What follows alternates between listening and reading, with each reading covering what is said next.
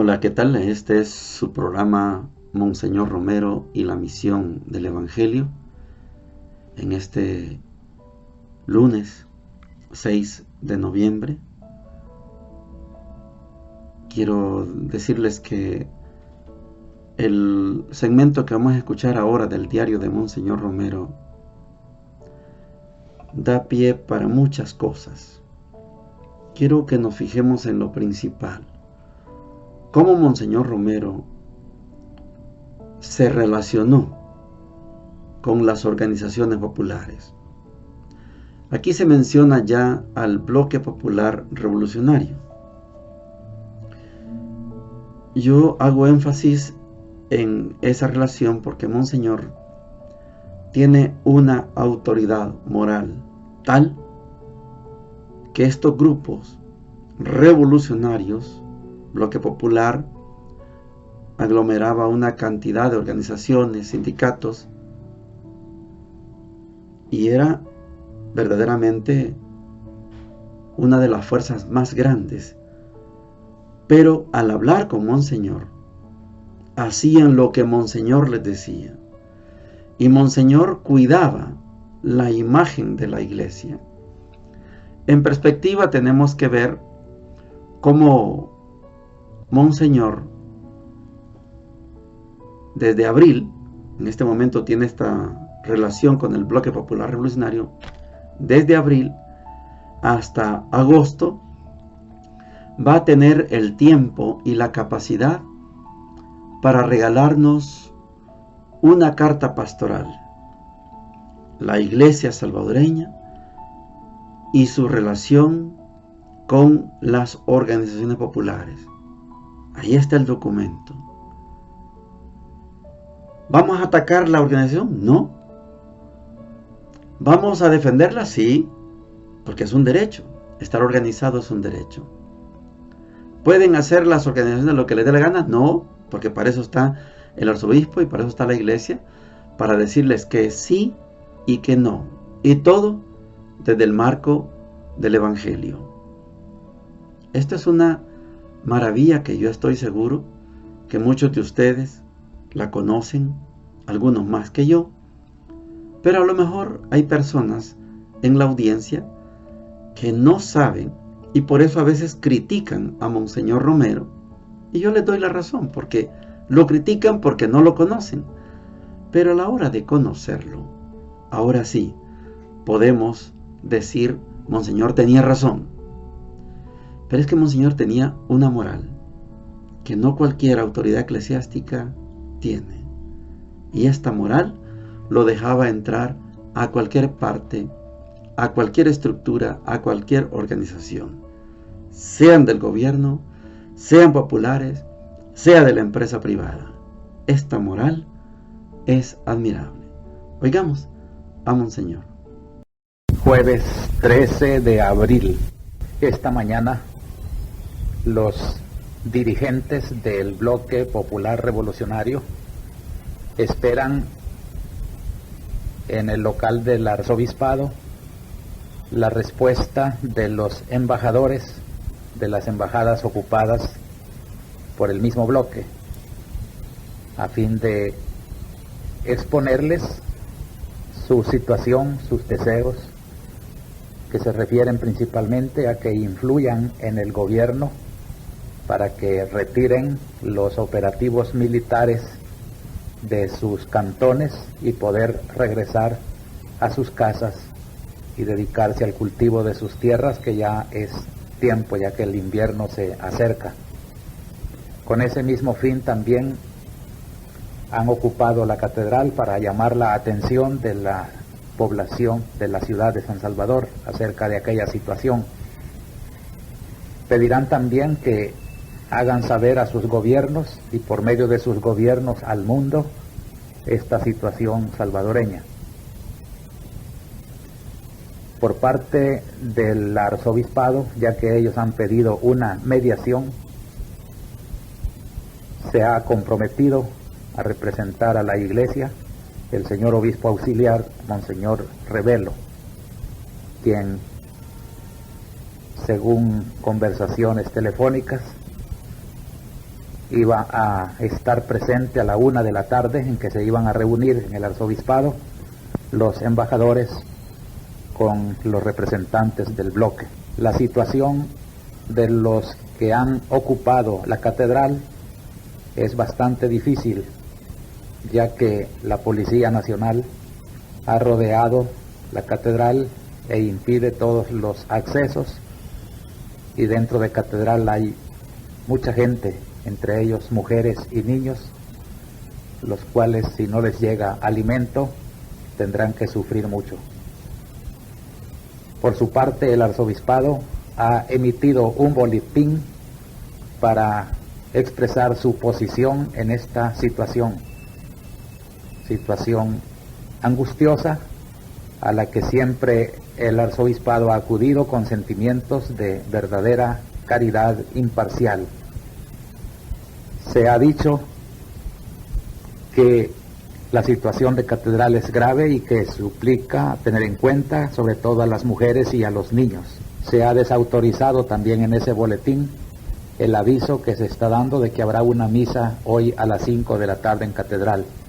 El arzobispo no ha tenido noticias de esto, ni es él el que convoca, ni ha autorizado ninguna celebración. Sí hace un llamamiento a las autoridades y a los responsables para que se normalice la situación sin violencia. Esta mañana también tuve reunión con el equipo que prepara la pastoral que quiero publicar para la próxima fiesta de Pentecostés, y que se titulará y tendrá por tema la fe, la iglesia y el compromiso político, ya que urge aclaraciones apropiadas a nuestro ambiente, donde hay tanta sensibilidad política y tanto peligro de confundir la verdadera fe con las actuaciones políticas. La necesidad pues de una aclaración a estos puntos me ha obligado a preparar con un equipo bastante inteligente y unido y entusiasta unas normas que sirvan de orientación a nuestra gente. Por la noche preparamos con los seminaristas una grabación que será publicada mañana en el programa de la juventud y que se va a dirigir especialmente al tema del próximo domingo, que es la Jornada Mundial de Oración por las Vocaciones. Con muy buen gusto, el equipo responsable de este programa ha tomado la opinión de 2 seminaristas acerca de la vocación al sacerdocio, la participación de una religiosa acerca de la vocación religiosa y la participación de un señor casado para llamar también la atención de la juventud sobre el matrimonio como vocación cristiana. La grabación termina haciendo en coro la oración que el Papa compuso y ha publicado al final de su mensaje para la jornada por las vocaciones el próximo domingo. Llegamos a la sección de la palabra de Dios. Nos queda esta semana nada más para terminar ya el estudio sobre la carta a los romanos. Yo espero que le saquemos el jugo a estos últimos días y aprendamos de San Pablo, pero no le demos más mérito de lo que él merece. Tratemos de, lógicamente después de este programa usted puede ir a los textos, tratemos de estudiarlos independientemente de lo que yo les diga. Fácilmente, si usted tiene una Biblia católica, en la parte baja del texto está una explicación. Es una explicación que tengo que decirles, no en todas las Biblias está actualizada. Yo, por ejemplo, uso de base la Biblia de nuestro pueblo, del padre Alonso Shekel, porque Alonso Shekel nos dio unas conferencias en Guatemala, lo conocimos, ya no está con nosotros, pero Alonso Shekel era y es hasta ahorita lo más nuevo en Sagrada Escritura. Sin embargo, artículos, comentarios, ahora que se puede tanto con el internet o la internet como le llaman, se puede ir a buscar textos. Yo sé que la mayoría de contenido bíblico, lamentablemente, lo tienen las iglesias evangélicas. Por eso a veces tienden a confundir. Ayer escuchaba a uno, por ejemplo, que habla de que San Pablo escribió las 14. Lo que pasa es que está en duda la carta a los hebreos. Y ya nosotros descartamos otras 6. O sea, a San Pablo le han quedado solo 7.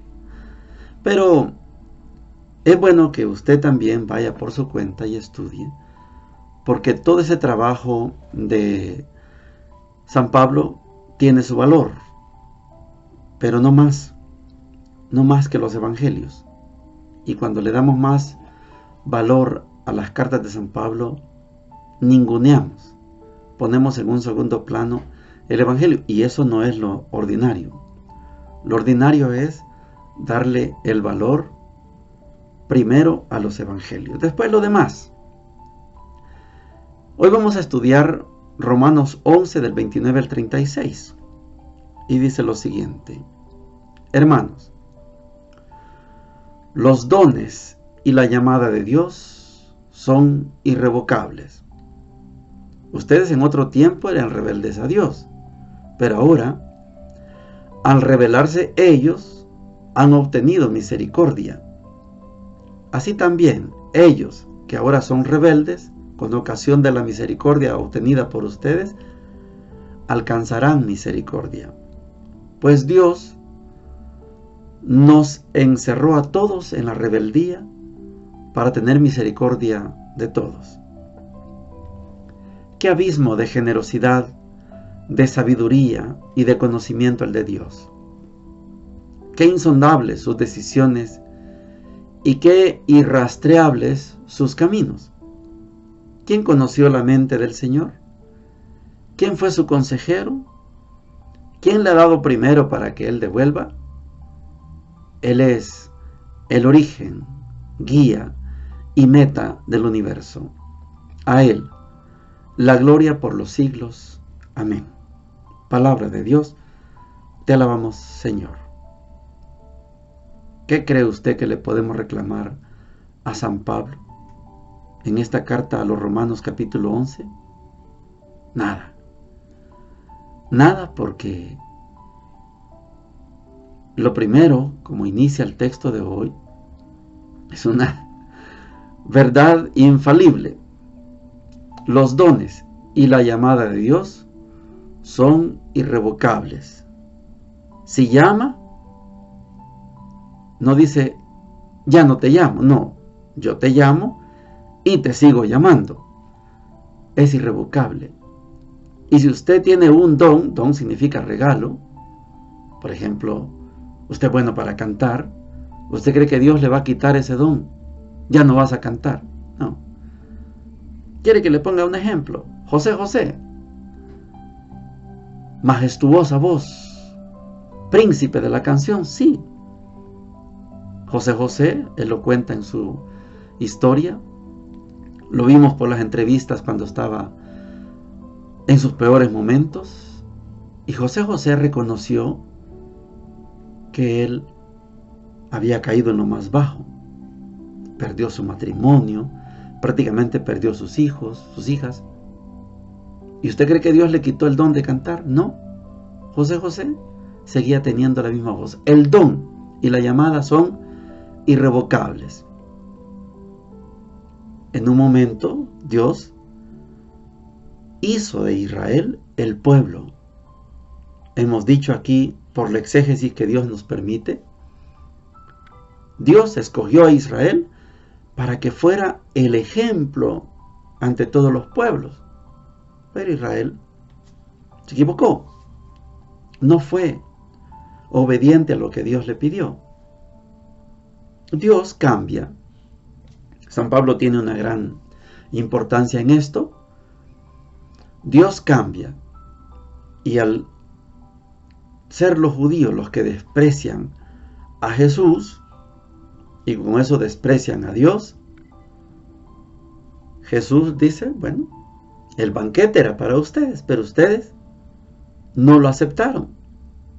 Entonces, vayan allá, a los que están en los caminos, buenos y malos, invítenlos a la boda, al banquete. Los judíos lo despreciaron, inviten a los que no estaban invitados. Ahora son ellos los invitados, los principales. Y por eso hemos dicho, ya que Israel no pudo ser buen ejemplo para usted y para mí, para todos estos pueblos no judíos, ya que Israel no fue buen ejemplo, nosotros y nosotras ahora, que somos cristianos y cristianas, seamos ejemplo para Israel. Y es lo que San Pablo está diciendo hoy. Ustedes antes eran rebeldes a Dios, porque andaban detrás de otros dioses. Los paganos andaban tras otros dioses. Pero ahora, ustedes alcanzaron misericordia. Hoy los rebeldes son ellos, dice San Pablo. Pero por la misericordia que ustedes obtienen, van también a obtener misericordia los judíos. Porque al ver que ustedes se convirtieron, ellos se van a convertir y van a dejar de ser rebeldes. Esa es la voluntad de Dios. San Pablo termina con esas frases que son al estilo sapiencial. ¿Quién conoció la mente del Señor? Nadie. ¿Quién fue su consejero? Nadie. ¿Quién le ha dado primero para que Él devuelva? Nadie. ¿Por qué? Porque Él es el origen, guía y meta del universo. Él es todo. Si nosotros y nosotras comprendemos a Dios como el origen, como el guía y como la meta del universo, ¿quién les puede pedir más a usted y a mí? Si ya tenemos claro que Dios es el origen, guía y la meta del universo. Con eso es suficiente. Les decía aquí, no le voy a refutar absolutamente nada a San Pablo, porque la puerta sigue abierta para Israel. Cuando quiera, bienvenido sea. Lucas 14 del 12 al 14 dice lo siguiente. En aquel tiempo dijo Jesús a uno de los principales fariseos que lo habían invitado: cuando des una comida o una cena, no invites a tus amigos, ni a tus hermanos, ni a tus parientes, ni a los vecinos ricos, porque corresponderán invitándote y quedarás pagado. Cuando des un banquete, invita a los pobres, lisiados, cojos y ciegos. Dichoso tú, porque no pueden pagarte. Te pagarán cuando resuciten los justos. Palabra del Señor. Gloria y honor a ti, Señor Jesús.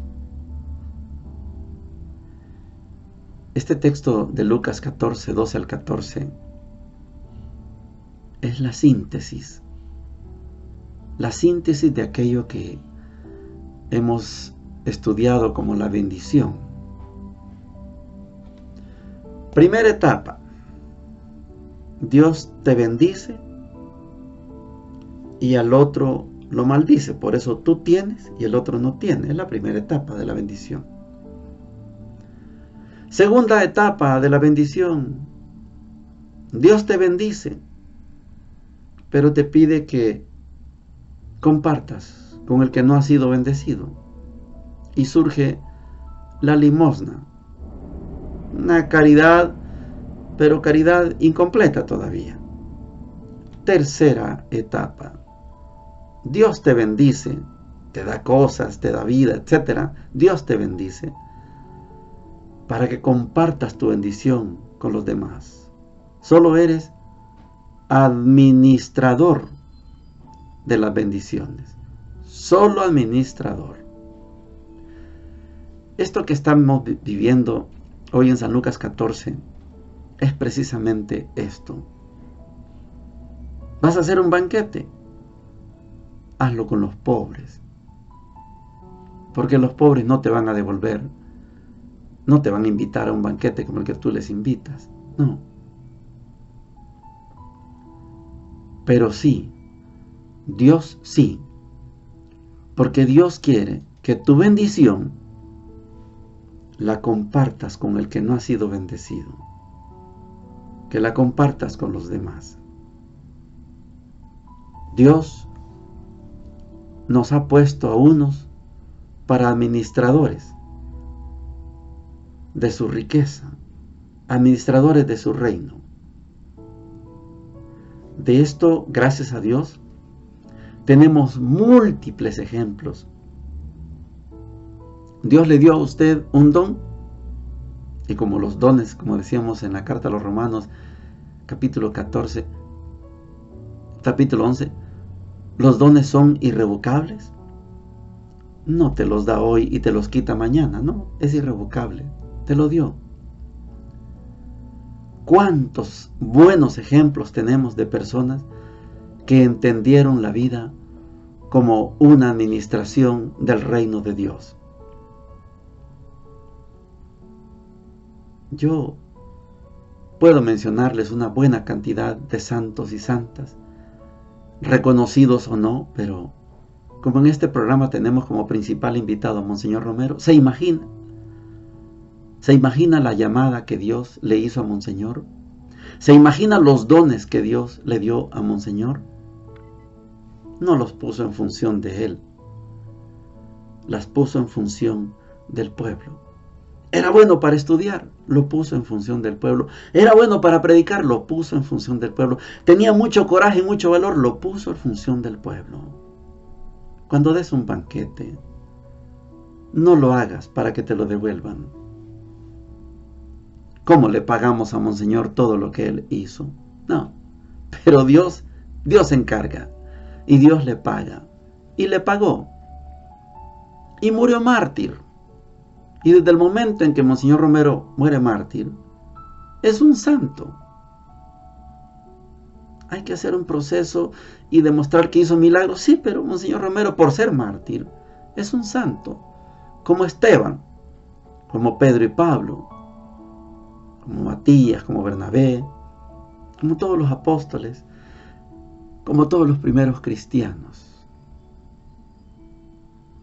Lo que Dios nos da y la llamada que Dios nos hace debe ser puesto en función de los que no nos lo van a devolver.